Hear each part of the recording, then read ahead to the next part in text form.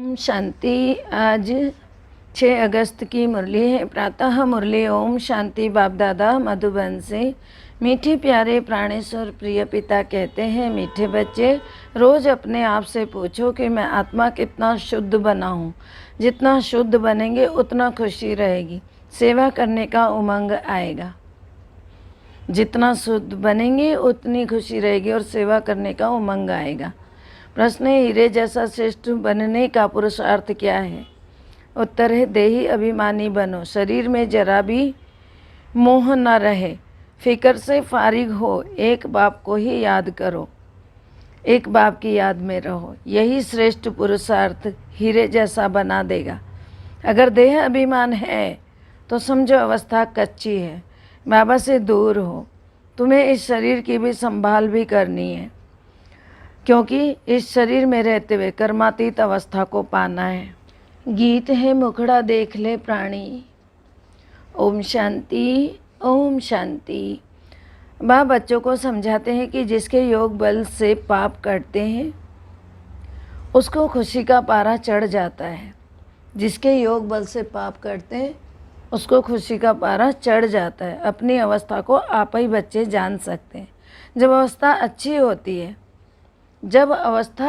होती है तो सर्विस का शौक बहुत अच्छा होता है।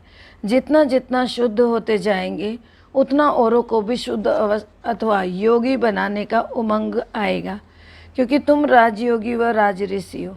हठ योग ऋषि तत्व को भगवान को मानते हैं, राजयोग ऋषि भगवान को बाप मानते हैं। तत्व को याद करने से उन्होंने कोई पाप नहीं करते। तत्व के साथ योग लगाने से कोई बल नहीं मिलता है।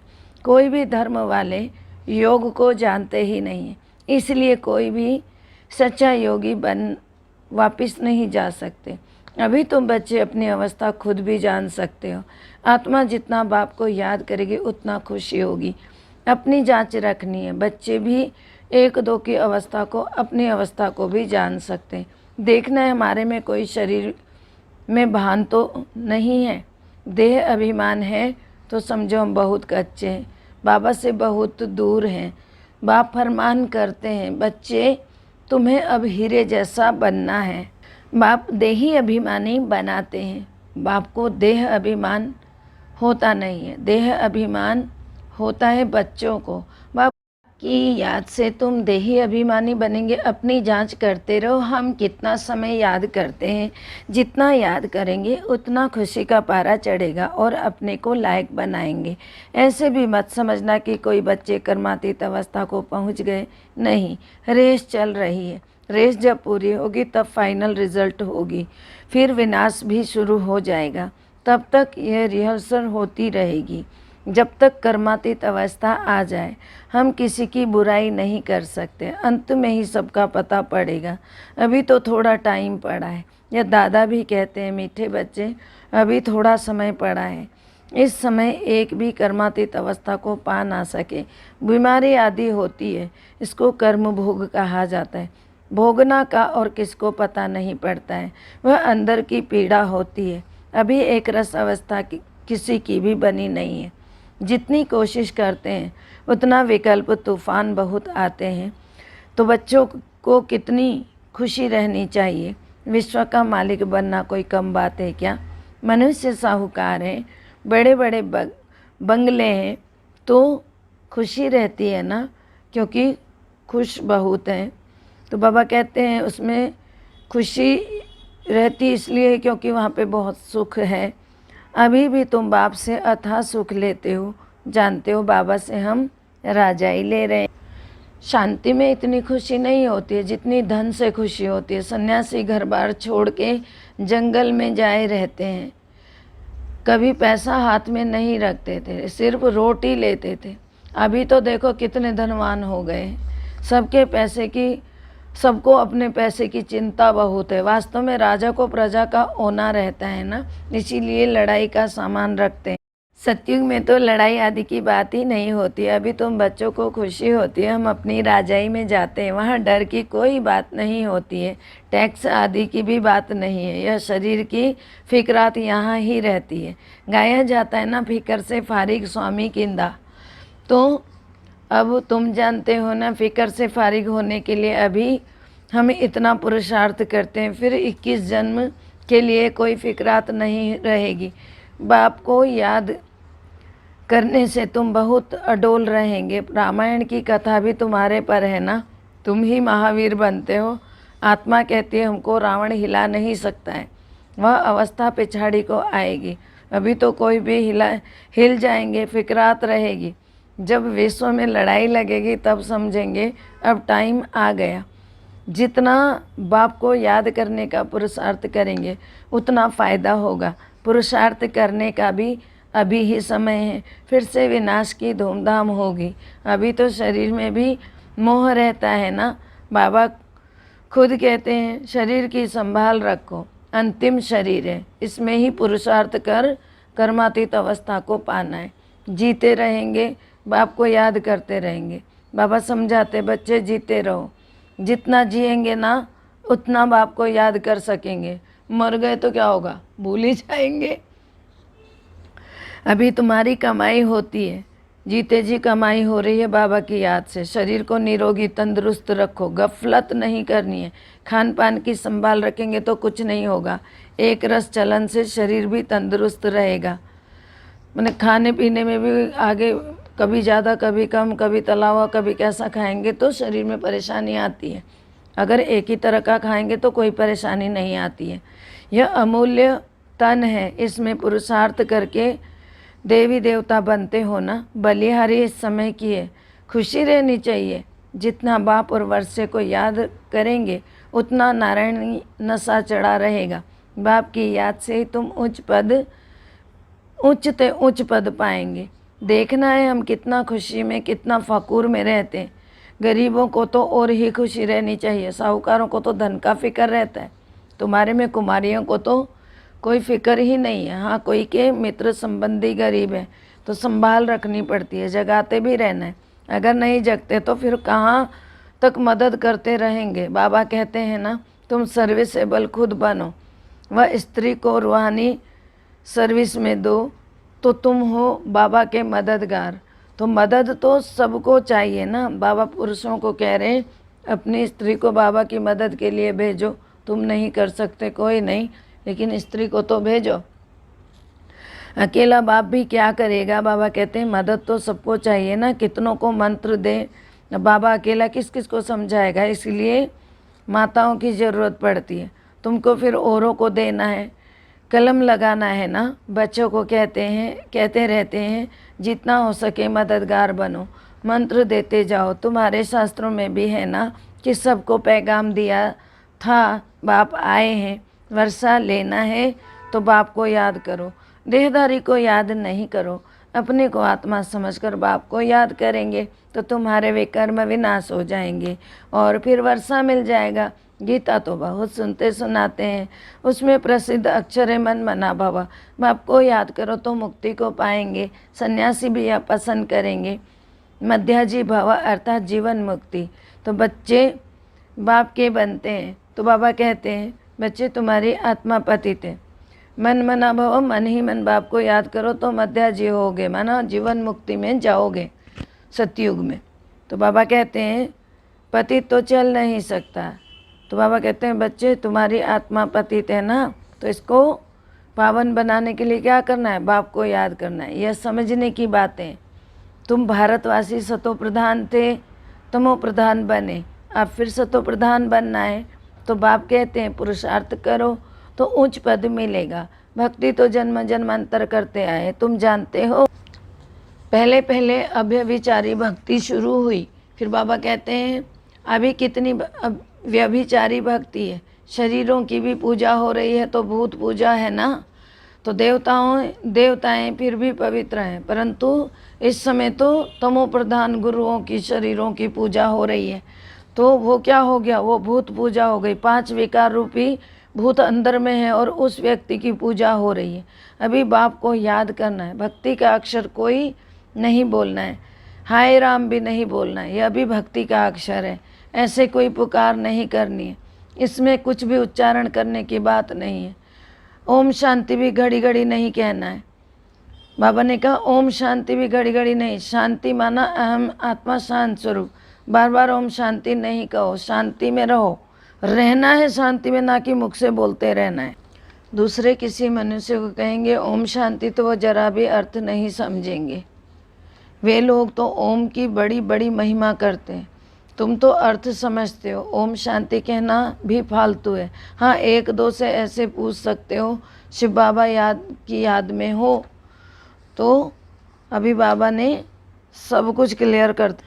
शिव बाबा की याद में हो, जैसे हम भी बच्ची से पूछता हूँ ये किसका श्रृंगार करती हो, बोलती है शिव बाबा के रथ का। यह शिव बाबा का रथ है ना, तो गुलजार दादी से बाबा पूछते होंगे ये किसका श्रृंगार कर रही हो, तो बाबा के रथ का बोलती। जैसे हुसैन का रथ होता है ना, घोड़े को श्रृंगार करते रहते हैं, घोड़े का अर्थ नहीं समझते। धर्म स्थापन करने वाले जो आते हैं उनकी आत्माएं पवित्र होती हैं।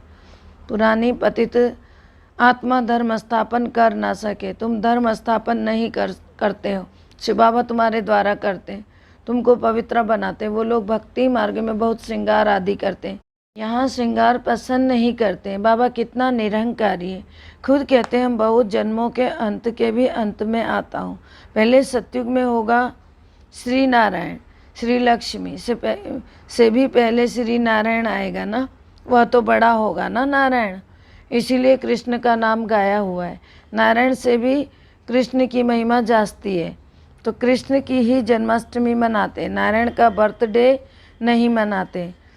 यह कोई नहीं जानते कि कृष्ण सो नारायण, नाम तो बचपन का ही चलेगा ना, फलाने ने जन्म लिया उसका बर्थडे मनाते, इसीलिए कृष्ण का ही नाम लेते हैं और उन्हीं का जन्मदिन मनाते हैं। नारायण का किसी को पता नहीं है कि वही कृष्ण नारायण है। पहले पहले शिव जयंती, फिर है कृष्ण जयंती, फिर राम के, फिर शिव के साथ गीता का भी जन्म हो जाता है।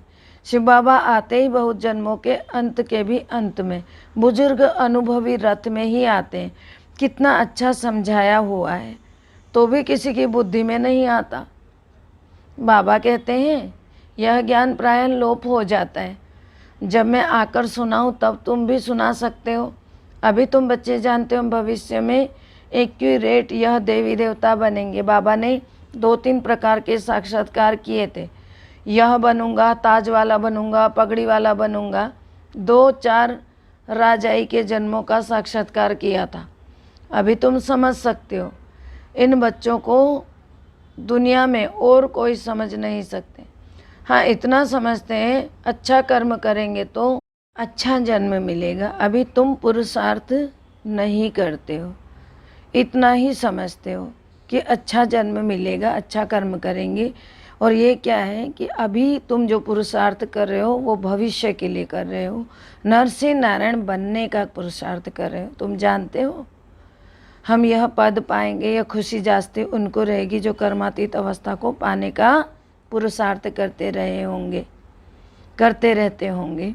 तो बाबा, हम तो मम्मा बाबा को फॉलो करते रहेंगे। बाबा को क्या कहते हैं कि बाबा हम तो मम्मा और बाबा को फॉलो करते रहेंगे, तब तो तख्त पर बैठ सकेंगे। कि यह भी समझ चाहिए कितनी हम सर्विस करते हैं और कितनी खुशी में रहते हैं। खुद खुशी में रहेंगे तो दूसरों को भी खुशी में लाएंगे। अंदर कोई खराबी होगी तो दिल खाती रहेगी। कोई आकर कहते हैं बाबा हमारे में क्रोध है, यह भूत है हमारे में। फिक्र की बात हुई ना, भूत को रहने नहीं देना चाहिए। क्रोध क्यों करें, प्यार से समझाना होता है। बाबा कोई पर क्रोध थोड़ी करेंगे। शिव बाबा की महिमा है ना, बहुत फालतू झूठी महिमा भी करते। मैं करता हूँ क्या? मुझे कहते हैं आकर पतित से पावन बनाओ, जैसे डॉक्टर को कहते हैं हमारी बीमारी दूर करो। वह दवाई दे, इंजेक्शन लगाते हैं, सो तो उनका काम ही है, बड़ी बात थोड़ी है। पढ़ते ही हैं सर्विस के लिए, जास्ती पढ़ते हैं तो जास्ती कमाई करते हैं। बाप को कोई कमाई नहीं करनी है, उनको तो कमाई कराना है। बाबा कहते हैं मुझे तुम अविनाशी सर्जन भी कहते हो ना, यह जास्ती महिमा कर दी है। पतित पावन को कोई सर्जन नहीं कहा जाता, यह सिर्फ महिमा है। बाबा कहते हैं सिर्फ मुझे याद करो, तो बाबा कहते हैं मेरा पार्ट ही तुमको यह समझाने का है ना, तुम्हारे विकर्म विनाश होंगे ही मुझे याद करने से, बस मामेकम याद करो। जितना याद करेंगे उतना ऊंचा पद पाएंगे। यह है ही राजयोग का ज्ञान। गीता में जिन्होंने गीता पढ़ी है उन्हों को समझाना सहज होता है। तुम पूज्य राजाओं के राजा बनते ही हो, फिर पुजारी बनोगे। तुमको तो मेहनत करनी है ना। तुम विश्व को पवित्र बनाते हो, कितना भारी मर्तबा है। तुम सब उंगली देते हो ना। बाबा कहते तुम कितना भारी मर्तबा है तुम्हारा, तुम सब उंगली देते हो कलयुगी पहाड़ को पलटाने के लिए। बाकी पहाड़ आदि कुछ भी नहीं है। तुम अब जानते हो कि नई दुनिया आनी ही है, इसीलिए राजयोग जरूर सीखना है। बाप ही आकर सिखलाते हैं। सतो प्रधान बनना है। जो कल्प पहले बने होंगे उनको समझाने से जचेगा। बात तो ठीक कहते हैं, बरोबर बाप ने ही तो कहा था ना, मन मना भवा। अक्षर संस्कृत है, बाप तो हिंदी में कहते हैं। मुझे याद करो। अभी तुम समझते हो हम कितने उच्च धर्म उच्च कर्म वाले थे। तब तो गायन है ना 16 कला संपूर्ण। अब फिर ऐसा बनना है, अपने को देखना है। कहाँ तक हम सतो प्रधान बने, पावन बने हैं कहाँ तक।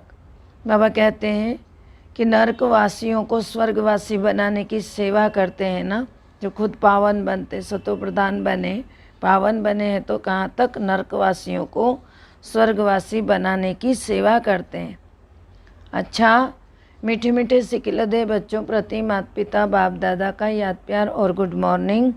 रूहानी बाप की रूहानी बच्चों को नमस्ते। हम रूहानी बच्चों की रूहानी बाप दादा को दिल व जान से सिख व प्रेम से याद प्यार नमस्ते, good morning, diamond morning, Om Shanti. शुक्रिया मीठे प्यारे बाबा, शुक्रिया शुक्रिया। धारणा के लिए मुख्य सार है। पहला है बाप समान निरंकारी बनना है। इस शरीर की संभाल करते हुए शिव बाबा को याद करना है। रूहानी सर्विस में बाबा का मददगार बनना है। बाप समान निरंकारी बनना है। इस शरीर की संभाल करते हुए शिव बाबा को याद करना है। रूहानी सर्विस में बाप का मददगार बनना है। दूसरा, अंदर में कोई भी भूत को रहने नहीं देना है। कभी किसी पर क्रोध नहीं करना है। सबसे बहुत प्यार से चलना है। माता पिता को फॉलो कर तख्त नशीन बनना है। मीठे प्यारे प्राणेश्वर पिता के वरदानी हाथ हमारे सिर पर वरदान दे रहे हैं बाबा। सहन शक्ति की विशेषता द्वारा दूसरे के संस्कारों को परिवर्तन करने वाले दृढ़ संकल्पधारी भव। सहन शक्ति की विशेषता द्वारा दूसरे के संस्कारों को परिवर्तन करने वाले दृढ़ संकल्पधारी भव। अर्थ है, जैसे ब्रह्मा बाप ने ज्ञानी और अज्ञानी आत्माओं द्वारा इंसल्ट सहन कर उसे परिवर्तन किया, तो फॉलो फादर करो। इसके लिए अपने संकल्पों में सिर्फ दृढ़ता को धारण करो। यह नहीं सोचो कि कहाँ तक होगा। सिर्फ थोड़ा पहले लगता है कैसे होगा, कहाँ तक सहन करेंगे, लेकिन अगर आपके लिए कोई कुछ बोलता भी है तो आप चुप रहो, सहन कर लो, तो वह भी बदल जाएगा। सिर्फ दिल शिकस्त नहीं बनो। स्लोगन है, संगम पर सहन कर लेना, झुक जाना, यही सबसे बड़ी महानता है। संगम पर सहन कर लेना, झुक जाना, यही सबसे बड़ी महानता है। ओम शांति। सबका भला हो, सब सुख पाएँ, सब परमात्मा से जुड़ जाएं। सबका भला हो, सब सुख पाएँ, सब परमात्मा से जुड़ जाएं। सबका भला हो, सब सुख पाएँ, सब परमात्मा से जुड़ जाएं। अंत समय में अपना जीवन सफल बनाएं, मुक्ति जीवन मुक्ति को पाएं। ओम शांति।